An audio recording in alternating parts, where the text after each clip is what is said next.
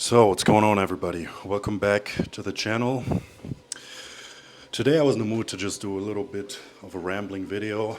I was thinking about this recently, the financial side of bodybuilding, or doing it responsibly, not throwing your life away, not ending up broke when you're old and stuff like this, because I think this is very prevalent, actually. I think it's very important to talk about this. So, got my notes here, and I'm just going to tell you about my experience, my situation, and obviously I'd like to have some discussion on this. So if anybody wants to leave comments on their situation or leave their experiences, be very interested to hear about that as well. So yeah, how to be financially responsible. Of course, there's other sides to bodybuilding, being responsible in terms of health or relationships. But today I really want to talk about the financial part. I think this is important because if you've ever been to a gym with people that compete, or any other gym really, there tends to always be a few older guys, let's say in their 40s and 50s maybe, that kind of have like this frustrated energy about themselves, and you can kind of tell they probably competed in bodybuilding back in the day, and they didn't really make it in the sport, but since they didn't plan accordingly and they weren't responsible with their life and their money and their family and everything like that, they just end up 50 years old, with basically nothing. They don't really have any money, they don't have a good career, they don't have a family, and yeah, they just get frustrated and they leave their frustration out on other people. And I don't want to be that guy. I don't want to end up like that, and I don't want any of you to end up like that as well. So I think it's very important to plan this early and really think about this. So you got to ask yourself, if I woke up tomorrow and I was 45 years old and bodybuilding didn't go according to my plans, I didn't make anything of it, would I be okay with myself? Will I have enough financial resources, savings, assets? Will I have a family? Will I have a wife? Will I have friends? Will I be healthy? So you just got to ask yourself that question, and if that's not the case, then you need to plan differently, like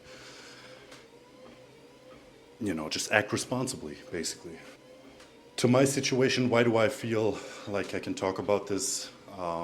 Currently, I'm pretty much 9 weeks out at this moment. I'm 28 years old, and I've been competing for going on the third year, so this year will be my third season. Obviously, I've already spent a lot of money into this sport. I've already invested a lot into this sport.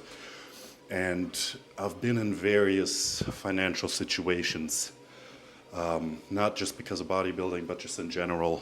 I've had times where I wasn't doing as well financially, but now I've gotten to a point where I'm doing quite well financially because I've just planned accordingly. And basically now I can really say that I think I'm doing it in a responsible way. Yeah, basically I'm just working a regular 9 to 5, okay?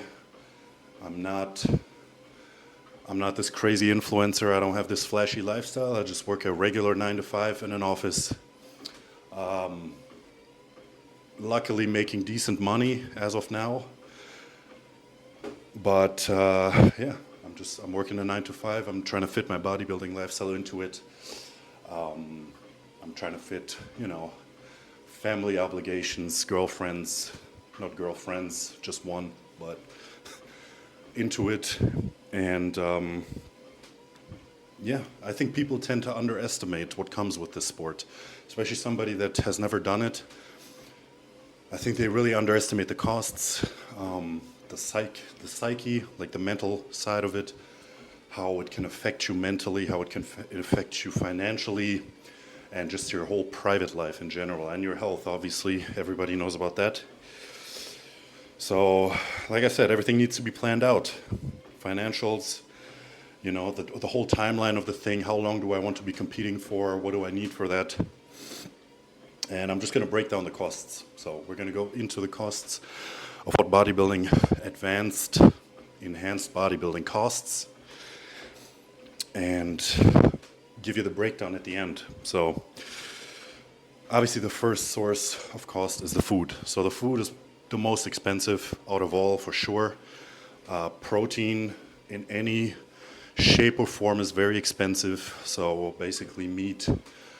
Now, of course, it depends what kind of meat you eat. I eat a lot of chicken, not just because it's one of the cheapest sources of meat, but it's well digestible, it has low fat, high quality protein. So, of course, chicken is a great source.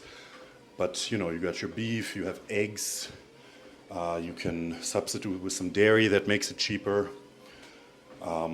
But still, at the end of the day, if you're eating 300 grams of protein a day, you have still vegetables and fruit to cover. Carbs are cheap generally, but I would say I spend about 150 euros a month on food. So that comes out, actually no, 150 a week. So that comes out to around 600 a month on food, I would say. Now, next up, this is also a big chunk. So the supplements and the PEDs.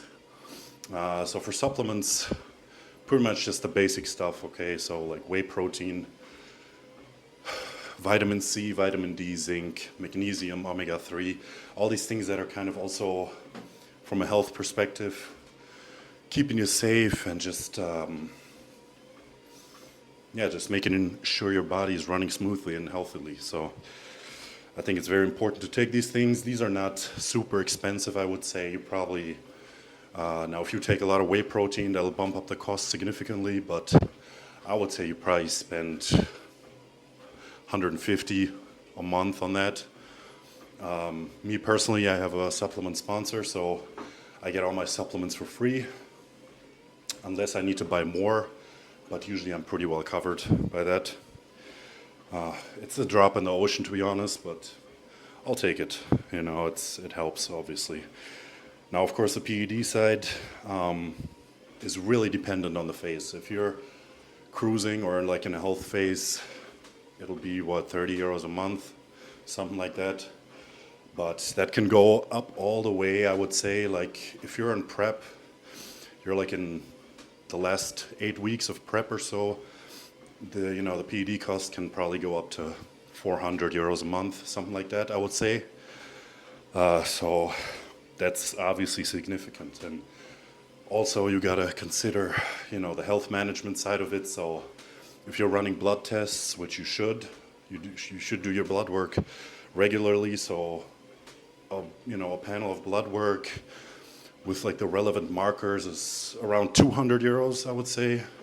Do that every 3 months or so, maybe at least every 6 months, but preferably like after each phase that you're doing. So every 3 months, another 200 euros for that.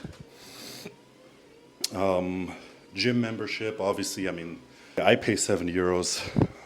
That's not a huge cost, obviously, and most regular people have gym memberships, so that's kind of negligible. Now, a big piece, of course, is the competition costs. It really depends on where you compete, the federation. So if you want to go to the highest levels of bodybuilding, you have to compete in the NPC. The NPC is the only federation that allows you to get your IFBB Pro card and do the big pro shows around the world and eventually, go to the Olympia. But the NPC is not cheap. The NPC is definitely the most expensive federation. I would say that other smaller federations you can compete, I don't know, $50 or $100 and you can go on stage. But the NPC is different. So you pay an NPC membership per year. I think is 90 to 100 euros a year for that. And then like a show would be like, a regional show is like 100 euros, something like that. It's not that expensive. But what gets really expensive is the pro qualifiers. So pro qualifier, you probably have to calculate 300, 400 euros just for the participation in that show. And then on top of that, tanning services, photos, if you're a female, makeup, all this kind of stuff, posing, wear, and stuff like this. So it adds up quickly. Then obviously the coaching side of it as well. I believe that a coach is a very important investment, especially earlier in your career. The coach is like the captain of the ship. So, if you're the ship and you don't have a captain, you don't really know where you're going. And you're probably going to waste a lot of time and you're not going to go on stage well peaked. So I think a coach is mandatory when you start competing, and then maybe with a couple of years experience, maybe you can try it yourself. But I've always worked with a coach, and I think it's very important to do that. So a good coach is probably around 200 to 400 a month, I would say, something around there. Of course, there's coaches that are very expensive for the very high level competitors, but I would say 200 euros is definitely the minimum there. So if you add all that up here, I have it in my notes, that would give you a cost, so basically a running cost each month during prep of about 1,200, 1,300 a month of just running costs. That includes food, supplements, PEDs, coaching, etc., all that. On top of that, you get obviously the competition costs that I already mentioned. And if you're in an off season or you're cruising a little bit or whatever, it'll be around 800 a month, I would say. That's the breakdown. Now, how do you do this responsibly? How do you manage this? Especially earlier in your career when you are not making any money from it, because the problem with this sport is you invest so much into it, like so much money and so much time, and you don't get anything out of it. So it's the ultimate delayed gratification, really.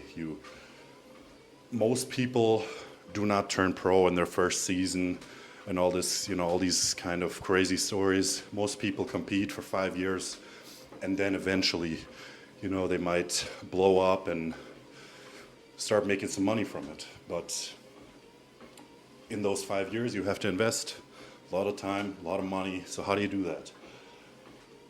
What's in my experience, and I've been lucky enough to really do this early, I planned out, how am I going to do this? If you know you want to compete in bodybuilding, it's not enough to just go all into it when you're 20 or 18 and just start bodybuilding and just get some regular side job and just say it's going to work out and throw all into it.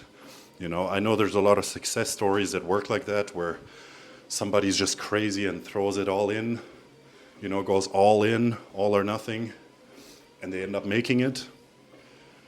But realistically, if you're a responsible person, you're going to have to plan out, I'm going to have a good income to cover this. So I got to get an education, I got to get a good skill, whether that's university or a trade school or something like that, and just get a good career going, get a good job where I can make whatever, 4, 5, 6K a month to be able to cover for all these costs, right? And then also in the end, like I said, if you don't make it, be able to cover for it afterwards and still have a good life after you're done competing. Apart from that, it's really important that you make enough money to not just cover bodybuilding and your expenses, but to also be able to put some money aside. So I think you should be able to put aside whatever, $500 a month. I mean, it's very individual, obviously, but just take a certain percentage of your money, put that aside, build a safety nest that you could live off for a couple of months, and then start investing in assets, buy some stocks, buy some crypto, but really just invest in some assets so that later on down the line, you have something in your back pocket. Obviously, apart from all that, of course, you can do side hustles. There are ways to make money in the industry, but it's obviously a lot different than a regular career where you just get an education, you find a job, and you just start making money. I mean, in this career path of, bodybuilder, coach, influencer, it's not easy. There's a lot of competition, and if you're doing a side hustle like a coaching business, It's great to do that. I do that as well. I do coach a couple of people, but it's not something that will cover you unless you're a really big coach that will cover you and be stable enough. So in coaching, the big problem is you might be going good for 3 months. You have, whatever, 30, 40 clients. You know, you're making good money, but then 1 month, 20 people decide to just drop off, and then you have a huge financial hole in your pocket. How do you fill that? So that's why I think the coaching route is not something you should fully rely on. You should always have some kind of income that's stable every month that can cover you, and then on the side you can do these kind of hustles unless you get really successful in it, and then obviously it will cover at some point, but not in the beginning. So that's all I got on that topic. Gonna finish up my steps here, and I'll catch back with you next week. Let me know your opinions, let me know your experience, or any questions you might have. Peace out.